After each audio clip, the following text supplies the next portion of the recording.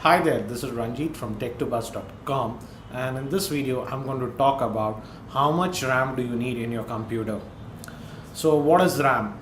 The full form of RAM is random access memory. That doesn't make sense. So let me explain you what does RAM do. Basically, think of RAM as a container in your computer where any program that you launch or needs to be used has to be stored over there. Let's say you have just a limited amount of RAM in your computer. Let's say right now you're working on a Word application and your web browser is open. Now you want to open your email application also. Now because there is not sufficient RAM in your computer, what will happen is that the computer will remove one of the application, for example the Word application, from your memory and load the email application. So it'll work fine, not a problem. It'll slow down a bit, but what will happen is that when you want to switch back to that Word application, it'll take a lot more time for it to load. So having the appropriate amount of RAM in your computer is really important. And generally there is not a fixed figure that we can come up, but I can give you general guidelines how much RAM is required. To make it easier, let me give you an example about the RAM requirements. My first IBM computer that was around that I got around 20 years ago, it was an IBM 286 processor, I think so, and the amount of RAM that we had was just 2 MB of RAM in that system. And believe me, that was a really high-end system at that time. So basically, the amount of RAM that we basically need changes from time to time and based upon the operating system that you use.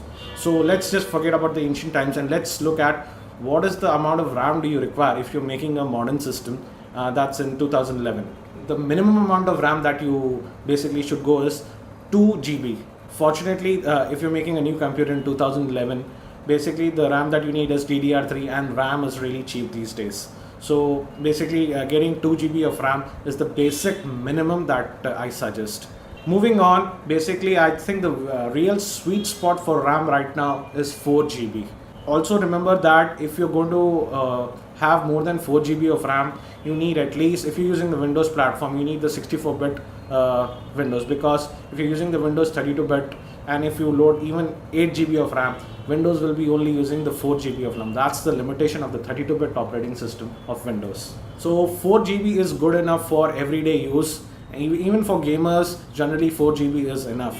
But if you are someone who, crazy junkie like me, who multitasks a lot, I have about half a dozen applications running all the time, 3 browsers I run at the time with 10 tabs. If you're someone like that, even going up to 8 GB is a good option. Again, moving from 8 GB to 16 GB, I do not recommend that, because that doesn't really give you that edge. It'll give you only an edge if you are basically into video editing and photo editing. If you're making a new system, 4 GB is more than enough. But if you are a power user, I suggest that going with 8 GB of RAM. Also, I want to mention that when you are upgrading a system, it's better to go with 2 sticks of RAM to basically get the advantage of dual channel memory. So for example, let's say basically you're going to install 4 GB of RAM. I would say that get 2 memory sticks of 2 GB each, so that you can take the advantage of dual channel. Similarly, if you're going for 8 GB, get 2 sticks of 4 GB each. I hope this video was helpful. If it was helpful, please click on the like button given below. You can also subscribe to my channel to be notified about my future videos. That's it for now. This is Ranjit for tech2bus.com, and hopefully I'm going to see you in my next video.